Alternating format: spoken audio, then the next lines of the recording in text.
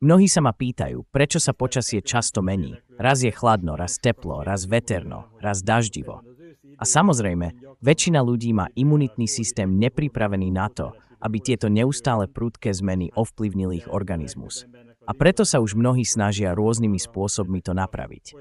A existuje veľmi jednoduchý spôsob, pomocou ktorého nie je potrebné robiť veľa. V skutočnosti len pravidelne užívať aktivitánt, to je extrakt hnedých rias. Vďaka obsahu fukoidánu poskytuje organizmu silný imunitný systém, čo robí tieto vplyvy ľahko zvládnutelnými a posilňuje.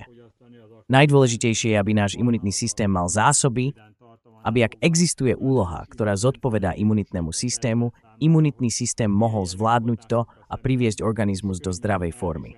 Ale na to je potrebné užívať denne, zaviesť do organizmu jednu vrecúško a piť. Postupne, nie všetko naraz. A môže sa stať, že pri náhlej zmene počasia s veľkými výkyvmi je potrebné užívať 2 vrecká denne. 2 vrecká. A to veľmi dobre ukazuje, že v Japonsku na ostrove Okinawa, kde tiež kvôli oceánskym podmienkam existuje dosť veľa extrémnych poveternostných podmienok. Napriek takýmto extrémnym podmienkam je imunitný systém ľudí taký silný, že veľmi dlho žijú. A to vďaka tomu, že ich strave pravidelne je prítomná hnedá riasa a jej extrakt. Tu môžeme zaradiť toto do každodennej stravy, ak denne pridáme aspoň 1 vrecko a postupne to pijeme. Týmto spôsobom organizmus neustále dostáva tie imunostimulačné látky, vďaka ktorým sa môže brániť.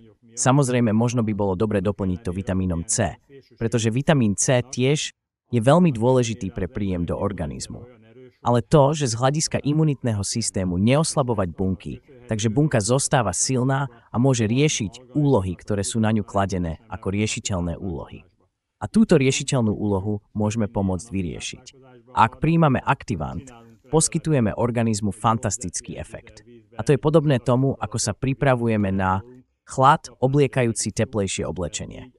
Takže pre imunitný systém, ak prijímame aktivant, je to hrúbka oblečenia, je to aktivant obsahujúci fukoidán.